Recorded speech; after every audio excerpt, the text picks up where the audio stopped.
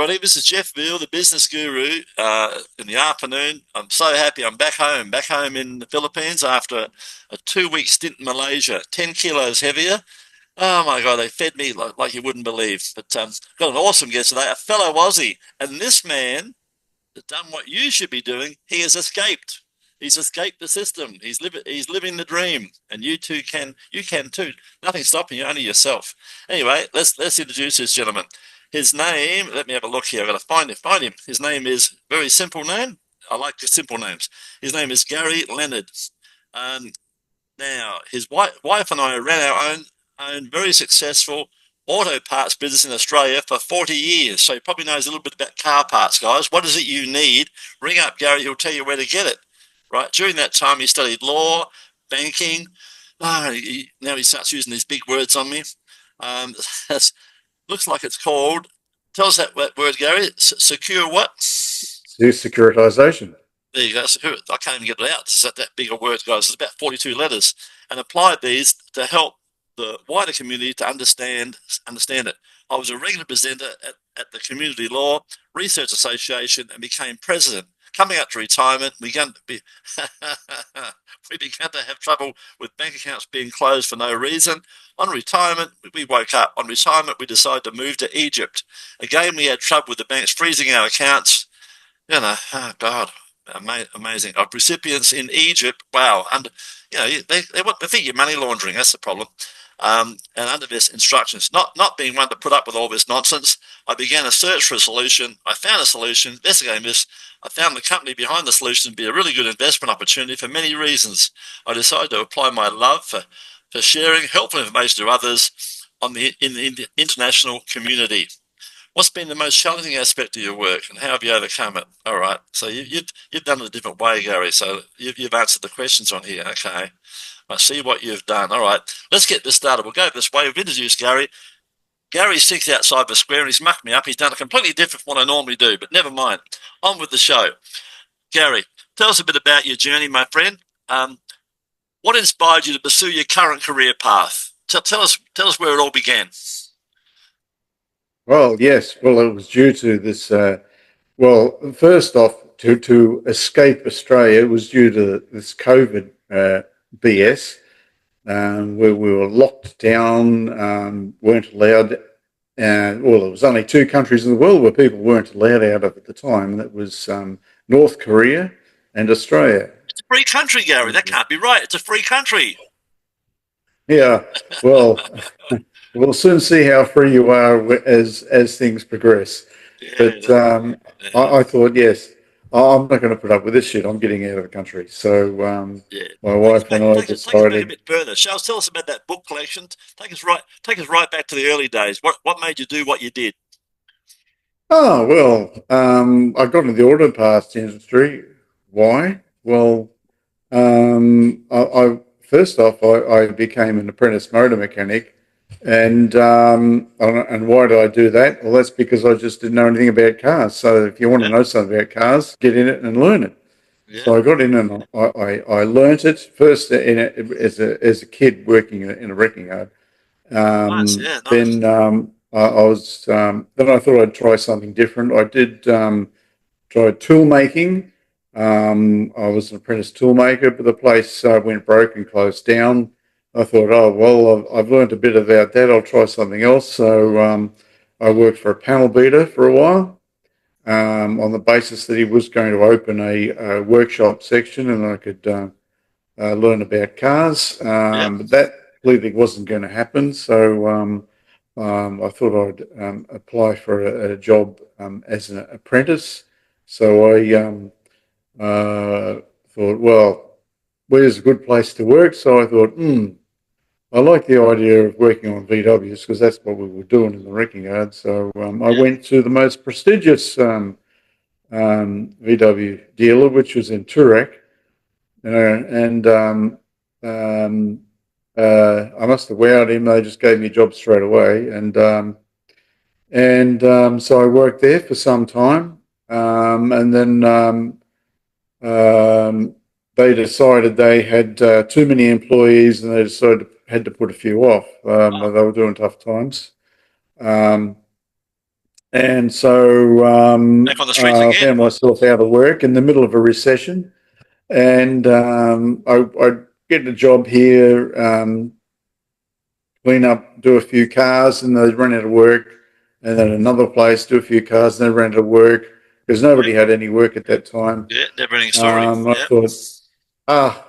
thought, I'd do better doing it for myself. So I thought, well, I'll just go into the auto parts business because I can see that if you want parts for a car, as I did for a VW I had at the time, everyone wanted Certain things. uh, Wiper blade. that they'd want genuine price for parts, even if they were non-genuine, and you'd have to. If you went to a wrecking yard, you'd have to go and pull the parts off yourself. Yeah. Yeah. So I thought I could kill these industries. For one thing, I'll offer parts at a markup from wholesale price. Yeah. And for second-hand parts, I'll have all the parts off on the shelf, so all I have to do is come and pick it up. Asked for it. Yeah. So I offered that service, and within about 2 or 3 years, everyone else was doing the same because I was killing them. Yeah. I was killing them. Who would go to a place in the best suit and have to go in there and pull a part off the car?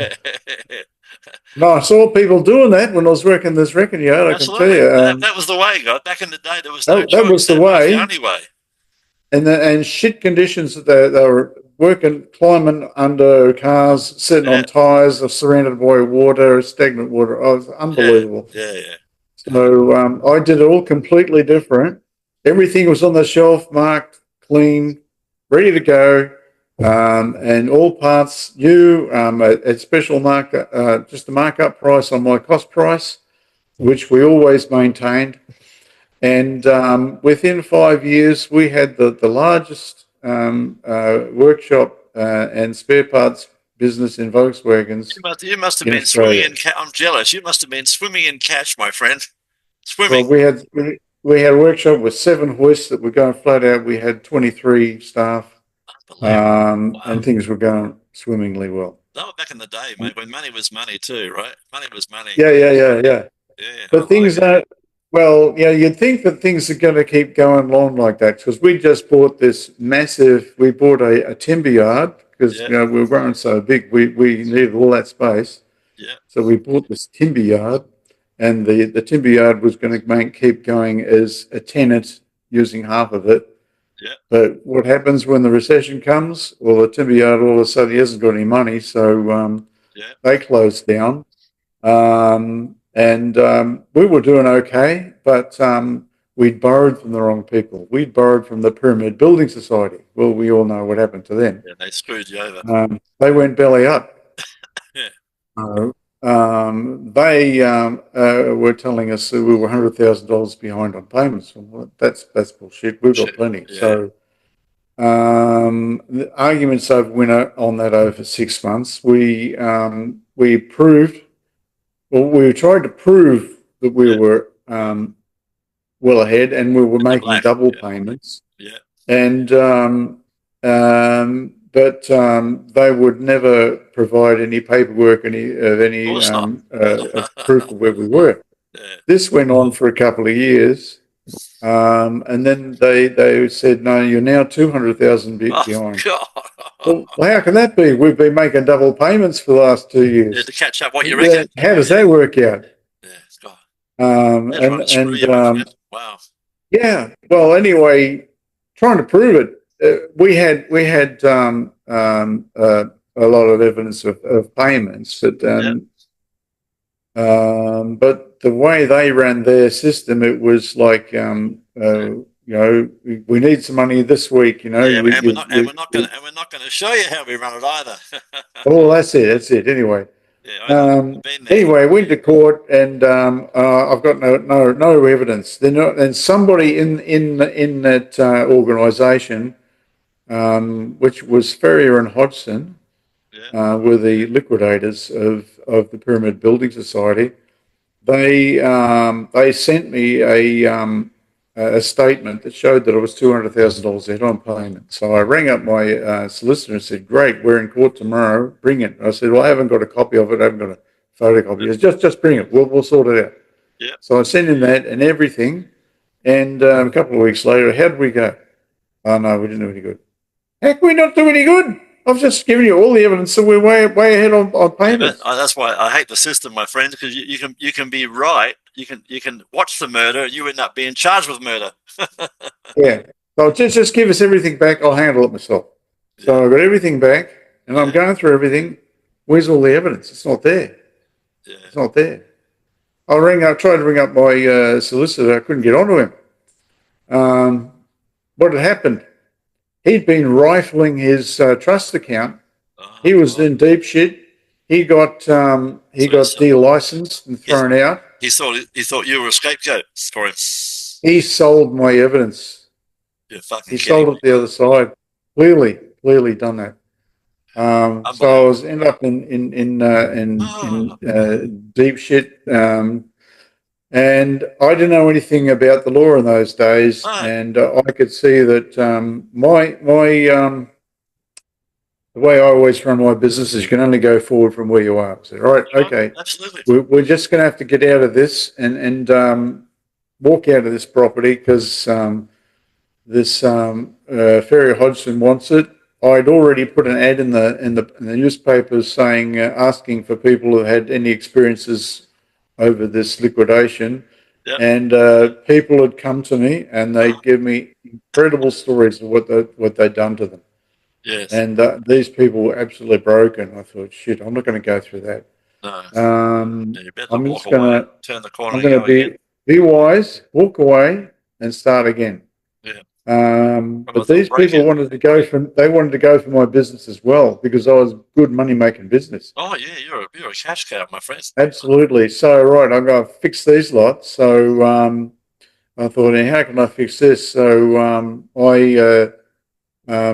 we borrowed the money through not direct out of the Pyramid Building Society, but out of because we're a big customer. It was out of the company above them, which was the Faro Corporation. Right. So I thought, what can we do here? So right, I'm going to save the business name. So I changed the name of the company of Victims of F&H, not Ferry Hodgson, but F&H. Yeah. The Curse of the Pharaohs. Right. And you're a troublemaker. Play on the pyramids and Pharaoh Corporation. Yeah, you're a troublemaker. But boy, I'll tell you what, I upset somebody there. A couple of days later, I get a phone call from Hodgson of Ferry Hodgson. Yeah. At home. I don't know how he got my home number. Yeah. But he said he said, listen, you've changed the name, and I want it changed back immediately. If you don't, we're going to. He went off his nuts. He went absolutely. He swore and carried on, and all the things he was going to do, and we're going to destroy you, and you'll never ever run a business again. I said, hang on. I just want to explain a few things to you. So I went through to him all the things that he had done, and he was quiet for a minute because he said, if you don't, we can absolutely destroy all this.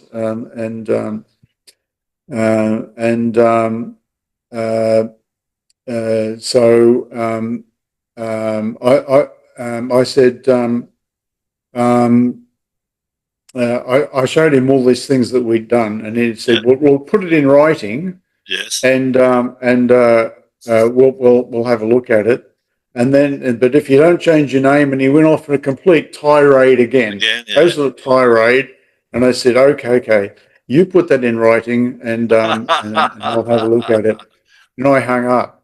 Yeah, I love it. Well, the next day, we'd lost our solicitor, but our barrister rang. Yeah. And he said, have you heard about what happened last night? And I said, no, I don't know. I said, Hodgson had to be carried off to hospital. He had a massive heart attack. You're kidding me. Wow. Yeah. Yeah. Oh, well, divine providence, I say. Well, it's So, funny you well, say that that, because I told someone once, my friend, he was going on like that, and I said, mate, I don't have heart attack. He said, hurry, shut up, Jeff, you'll have a heart attack. I said, my friend, let me assure you, I don't have heart attacks, I give them. I can relate to all this. yeah, I can say I do that, yeah. So, I mean, this has happened many times over the years. People Of course. be stealing stuff from me, Yeah, that's right. And and you're the later bad guy. they just keel over and die or something. Yeah. Wasn't me, but just divine providence. Yeah, They call it karma, don't they? Or something I'd like say that. people always get what they deserve. Yeah, Absolutely, guys. You do, and you do in this world. You get the yeah. life you deserve, and you deserve But to wake up and get out of Australia, guys, and enjoy your life. What's been the most challenging aspect of your work in general, and how have you overcome that over the years? What was the most challenging part? I suppose getting paid was half of it. well, yes. You've got to be very careful doing that, Yeah, especially when you're running a repair business. You soon learn that people don't get their cars back unless they pay. It doesn't matter who how they good are. their story is, and I tend to be a little bit weak, and I try to help people, Yeah, that's right. but They give you sob stories. Oh, I left my checkbook home. Oh, mate, don't worry, I'll bring it on the way to work tomorrow. yeah, You know, I after you found after very you get very after you get few. burnt, you learn. Yeah, very few people are honest and helpful, but those people are my friends for life. Yeah, they got the The integrity. others, The the other one. others, you just got to walk away from. But Yeah, integrity is a rare beast for sure, absolutely, definitely. absolutely. You got on your forehead. You got integrity, my friend, and empathy. You got it all. Tell us about an important moment in your career that changed your direction. Where was that aha moment and you changed direction? Hmm. Well, okay. So my aha moment when I changed direction, I suppose, is when we started building up again. We because we had a really good business, we were growing really well. Our customers loved the service that we gave, and then we bought another very large property. It was 5 acres, and but it wasn't in Melbourne because Melbourne was just too expensive. So we ended up Yep. buying in Geelong. But we had to sort of bring our customers to Geelong. But it's amazing. Customers will follow you wherever you go Absolutely. if you can. They need a part for their car. Sometimes you got to go all over. Back in the day, you had to go mail order. You had to go get it out of Perth or Darwin. Yeah. You know. So I've got this property in Geelong, and we had our business. We moved it to Hoppers Crossing, which is halfway. Yep. People came to there. Then I thought, right, well, now we'll move it to Geelong. So I've got this property. All we need there is a permit to put a factory on there. Shouldn't be any problem. There's a tip across the road. There's a quarry behind us. Yep. What could be wrong? No brainer. It's, Yep. it's it was rural, but it wasn't illegal to do what we Yep. wanted to do. So, Yep. but boy, the council, they were very difficult. Oh, Um, right. More bureaucracy. um, You've taken on the yeah, system, my friend. You're not allowed to do that. yeah, I took on the system. Yeah, so I worked out. I have to sort of change direction a little bit. I've got to work out how to beat these people. Yeah. So I'd never had really had problems with the council in the past until I started to Yeah. until I moved to Geelong. You've got to tell them you want to put a Um, brothel there. And they might say, oh, no, you can, no, we don't want that. You can have your car pictures, Gary. well, I could bring a brothel problem into. I had it at one place I rented. That was interesting. Yeah, this place he couldn't get a tenant. So before we'd moved into before when we moved out of our other place and we needed somewhere, we moved into this factory, which it had been empty for some time. Oh, this is a fantastic place. I should move in here. But the guy says, I can't give you this place. I said, why? Because we're in dispute. I said, well, tell me, what's your problem? They said, well, we rented out to this place. It was supposed to be building buildings. building prefabricated buildings. But when we'd given them the lease, they put in an application to council, put in a brothel there. Yeah, there you go.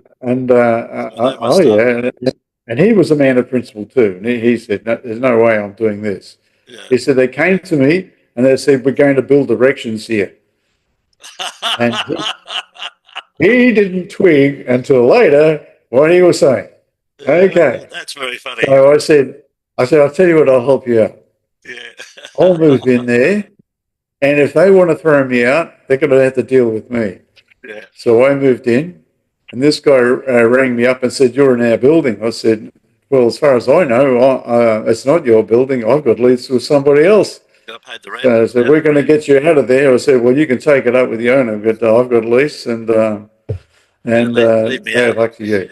Yeah. So I solved this problem, and he was so ever grateful to me. That's because funny as you mentioned no one else. Yeah. No one else wanted to take it on because they didn't want to have this fight. But I just pulled his bluff, and the fight never wanted the took. challenge. Gary, what your opinion? I know what they are. I've had a good chat to you. Gary and I've been speaking for an hour before we come on the show. We're both Aussies and we had a bit of fun.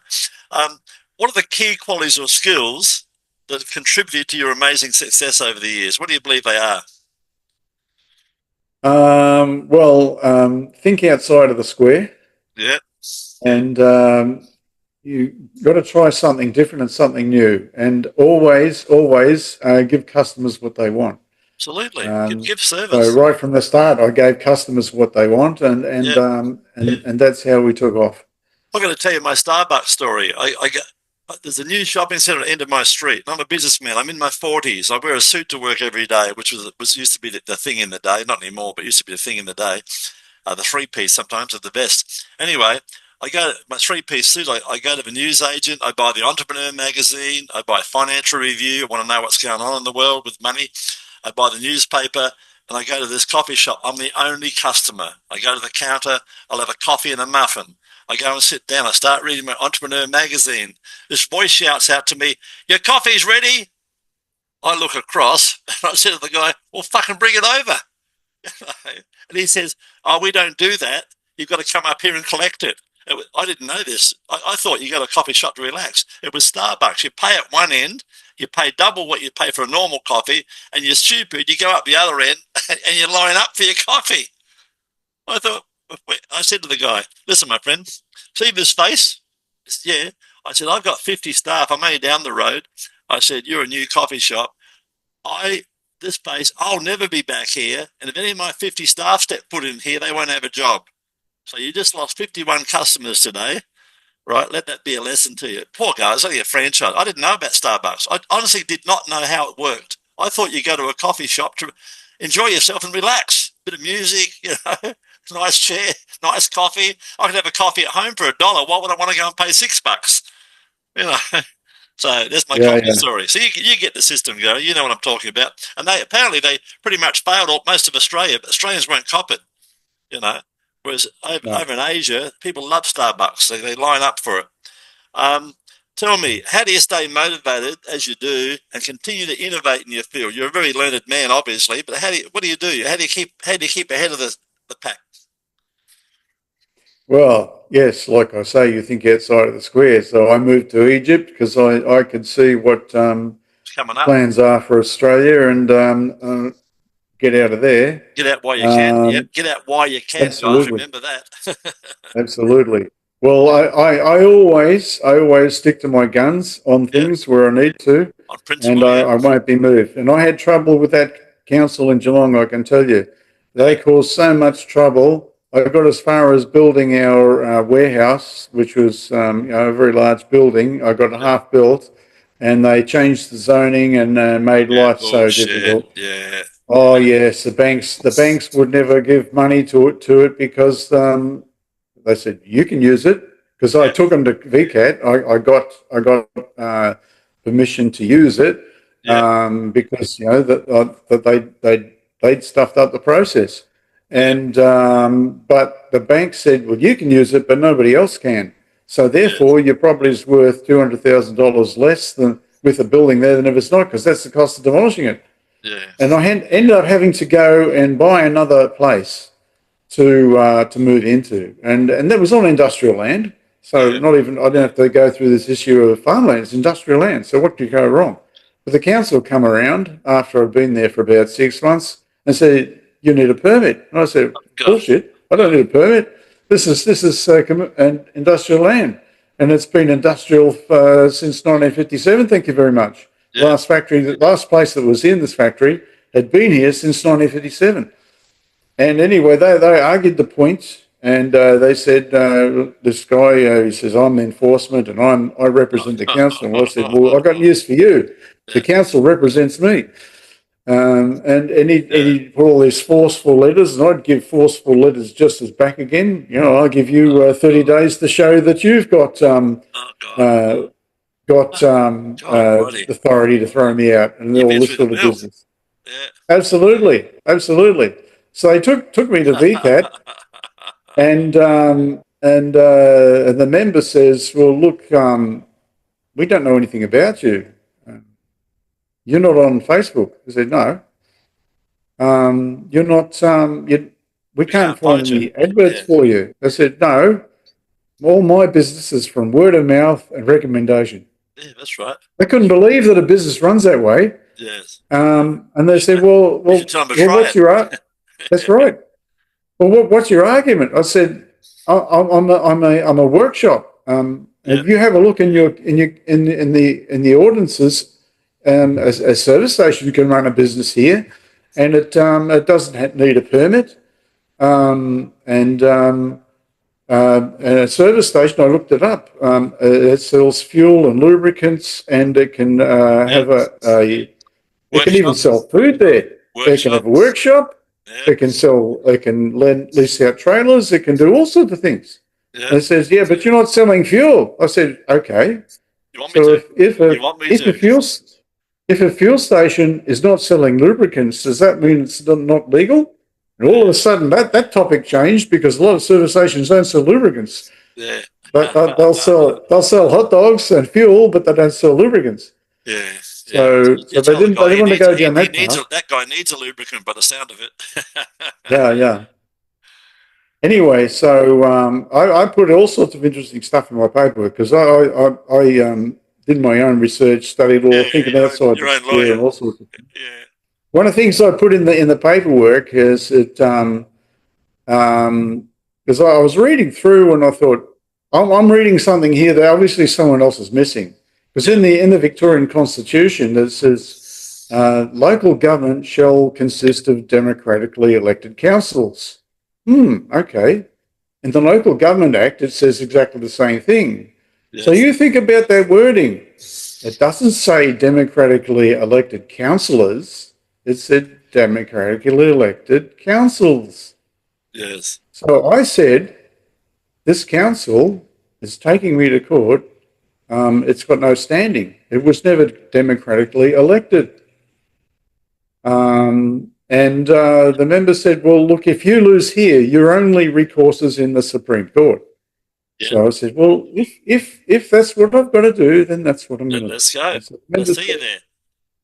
Yeah, well, the member said, well, we're going to adjourn, and I want to come out and have a look at your premises. Yeah. Well, that's unusual, but okay, yes, okay, you're welcome to come out.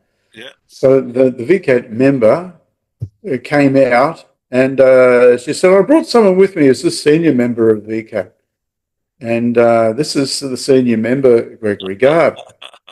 Yeah. I don't know whether you know, but the senior member of VCAT is also the Supreme Justice of the Supreme Court. Wow! So the senior justice of the Supreme Court, he's head of the Supreme Court. Yeah, he's doing his research already. Yeah. Yeah, he's come out to check me out to see whether I'm good to my word. Yeah. So he shook my hand and had asked a few questions, and they went around and they went down the back and they had a bit of a talk for a while. Yeah. Anyway, so we go back to the VCAT and we're waiting for the next round, and the member stood up and said, "Okay, we're not going to hear any more submissions." Okay, I thought we were just in the middle of it. Yeah. And she said, Supreme Court's made a decision. The VCAT's made a decision, and VCAT can make an unusual decision. Yeah, that done so And today. Yes. and she said the council will not appeal. She told them, you're not going to appeal this. You waste your time. So Yeah. yeah. So and the decision is that the respondent, as in me, Gary. Yeah. yeah, it does not need a permit. You know why, guys? Because when he went out there, he didn't tell you the backstory. The Supreme Court guy was a VW enthusiast, and Gary had all the parts. That's how life is sometimes, isn't it? No cars Well, I right don't know. here. No, just put He was that wondering money. whether I'm in his lodge or something, but I've never been invited to join the lodge, which is why I always had trouble with the council, I think. Yeah, that's all right. Um, Yeah. but anyway, Any lodge that would have you is not worth knowing. that was the end of that. And strangely, the scrap metal people who I just take my scrap to, they were having a lot of trouble with the council, and he wanted to know what I thought about his case. And I thought, why would he want me to know about his case? Yeah. Anyway, he showed me his a case that his barrister was putting to a VCAT about that they were giving him trouble needing a permit to operate. Although he'd had a permit, they were trying to shut him down. Yeah. And half of the case was based on my case. Interesting. Wow. Because I'd created a legal precedent. Yes. Anyway, that's because he knew it was me. Yeah. My name was in the case, or my business name was anyway. So that was interesting. Yeah. So I'd created a legal precedent. Tell us about a recent project or achievement. You're over there in Egypt. Tell us about a recent project or achievement you're particularly proud of, Gary. Well, yeah, something completely different. Well, while I was in in Australia, there, of course, we were trying to build our own factory, and I don't like people telling me what I can and can't do. So they said, well, these things have to be done by a proper builder. So I went down and became a licensed builder. Yeah, pretty awesome. And and then when I came to Egypt here, we're looking for a place, and I came across this really nice place, and it was the main thing I wanted was location. And I found this place a fantastic location, wonderful views and things, but it was unfinished. So the ground floor was done, but upstairs here, like you see here, all this was just bare brickwork. Nothing was finished. So awesome. I applied all of my knowledge and got all the tradesmen in to get it all done and build it. How was the system over there as far as bureaucracy goes? A lot better? No such thing. Yeah, there you go. There you go. Yes, I think it's a matter of certain people need to be paid a little bit of money. Yes. But apart from that, it's you can builders are terrible. Get things done. You can get things done. Yeah. Builders are terrible. You've really got to teach them. I really had to teach them how to build. And when you go to Egypt, guys, you're going to see the new, modern, up-to-date pyramids done by Gary. That's the next project. Yeah. We're going to sharpen up the points. You're a cool guy. Gary's a very interesting guy, guys. Gary, looking ahead, you're only at base camp. You've got a long way to go. What are your goals and aspirations for the future, my friend? Now you're entrenched in Egypt. What are you going to do? What's the goals and aspirations now? I've decided to bring myself out of retirement because I used to do a lot of big thing to do. Yeah, well, some people want me to open a car workshop. No. No, not interested in that. So people all around the world are really suffering financially. Absolutely. I had a lot of trouble with banks moving here, Yeah, freezing accounts and telling you can't yeah, and it says take your tragic, money out, you guys. You can't know, do this, it's you your can't do own that. money. Your own money. You can't get to your own money. You can't move it from A to B. You know, they want to control you. Don't be free. I've got friends that, yeah, I've got friends gone to the Commonwealth Bank and say I want 500k, 5,000 cash. We'll say, oh, well, what do you want it for? Yeah, I got that Well, I too. want to spend it. I told him it's I for my want to drug spend it. dealer. I had that one. I said it's for my drug. They can see that guy in the black jacket over there. He's got a gun under that fucking coat. Hurry up! He's impatient. I'm a character. I only got arrested. My own money. They want to know what I wanted Yeah. it for. You kidding me or what? Well, in COVID, they're not allowed into the bank unless you wear a face mask. So I went in with a balaclava. You're a funny Get man. that off. But you said I've got to wear a face covering. But Yeah, anyway, you do these things just for fun. yeah, yeah, absolutely. Anyway, Because you can. Just to prove how stupid. I tell people, where you going? I put my mask on. I said, where you going? I said, I'm a bit shorter. I'm going to go down and rob a couple of 7-Elevens. Funny yeah, we've stuff, got to be Joey. careful. Some things you say, but anyway, yeah, yeah. Well, people, it's like that where people had to give excuses for why they've transferred money. Oh, Um, don't I, don't I try had, don't try and stand for big money, guys. You're gonna jump through a bloody myriad of hoops.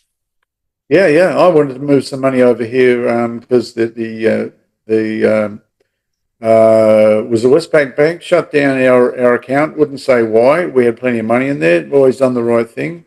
But they decided they don't want to run any accounts under the name of foundations. So we had it under a foundation because Yeah, we don't like paying tax. Um, and it was a good look. So we then had to open another account, which we did that in Commonwealth, though they didn't want to open in a foundation, so I opened in a trust. yeah, That's another good look. And but before we did that, I had to transfer some money across to Egypt in through a personal account in HSBC. Did that, and then they said, well, if you don't tell us where that money came from, we're going to shut down your account. So I rang God. them up and I went through all the details, and I said, well, okay. Then 2 weeks later, and then they got another email, same thing. Went through the same business again, and then the third time. And then the third time, I got an email straight after that, 10 minutes later, saying, please disregard the last one. Well, I did, so I disregarded it. And they shut that down completely. But for the small amount of money that was in there, I wasn't going to go through all the expense of getting my The accountant's drama. Yep. reconciliations of the account and everything. So over in this country, same sort of thing. They want to know everything about you, where your money came from, and there's limits on how much you can move. And at one stage, there it was Oh, down to you can't spend more than $50 on a credit card oh God. overseas. Oh yeah. So because Egypt went through difficult times, it's okay at the moment. But I was looking for something that we've got to get around this, and I came across this really good system. So it's a decentralized banking app. So if you know anything about the blockchain, if it's decentralized on the blockchain, you own that block and you can do what you want with it. Yeah, No one else has done this. So this company that I found that's done this, you own that block on the blockchain. You can put as much money on it as you want, and they've yeah. worked how you can put cash money on the blockchain, which is no one else has Nice. done, Yeah, and crypto, and you can swap between them all for next to nothing. yeah, Transferring is like next to nothing, and it's instant. yeah. Swapping It's a whole between new world, cryptos and guys. You got to cash is speak to Gary instant. about this. It's a whole new world, and you got to be part of that new world, or you'll be left behind, guys. You know, Yeah, yeah. you'll be And left I've got a behind. Visa card, and I've got a Visa card, and I can just spend it straight off that, straight off crypto. It's amazing. Yeah, yeah. So this is Yeah. this is absolutely amazing. We're not trying to scare you Anyone, guys, but just be aware.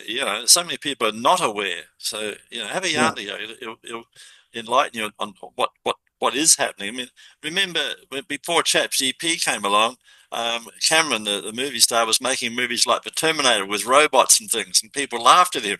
Well, who's laughing now? You know, and that was 10 and 15 years ago. He was well ahead Yeah. of the game.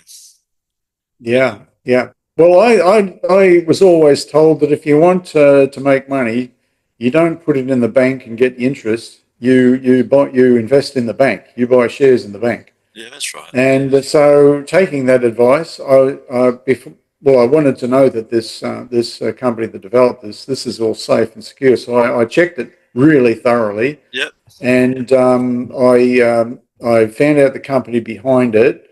I Yes. went I went even onto Zoom meetings and spoke to people who have known Involved. these people for years, Yes. and how everything operated. And I thought this thing's pretty good. This company is going to go gangbusters. This thing's still in beta, by the way. It's going to go full release at the end of the year. Yes. Yeah. Not bad. So I ended up buying shares in this company, and I've also bought into the company that's developed it. Yeah. And that's just one of their projects. They've got another one which is about to be released, and I put my name down for shares in that as well. So they're going to tokenize real estate. So the real estate in the future is all going to be tokenized, and there's a lot of companies around the world already doing it. I've been looking into this. So all new projects, they're starting to go this way, where it won't be have titles where you've got to Yeah. transfer titles and you've got to go through banks to get finance, and they hold your title. All that's going. Everything's going to be automatic on the blockchain. So this company is 2 years ahead of anyone else on this.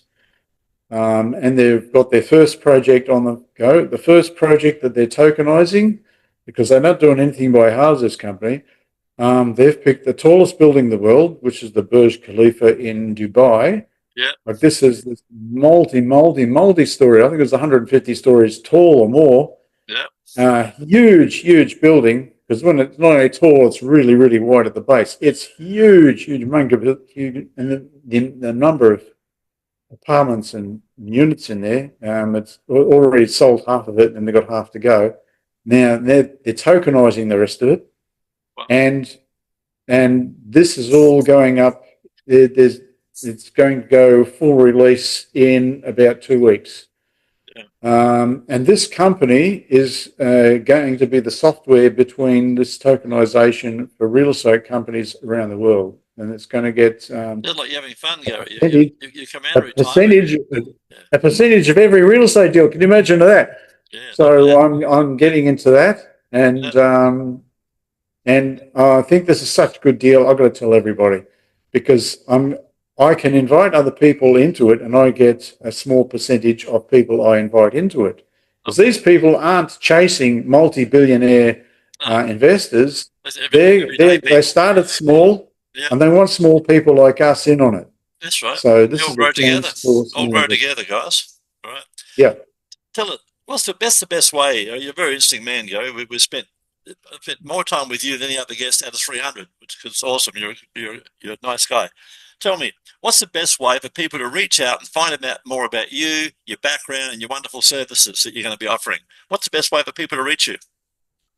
Yeah, well, I'm new into this, so I'm quickly getting together a website and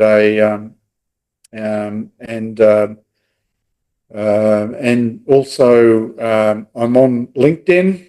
Yeah, lovely. I'm not on Facebook. Try Yeah. to get on there. They kicked me off. You do too much. That's why. Now I know why. But I'm on LinkedIn. I've got an email address, and I know you probably put those I will. in the I will. bottom.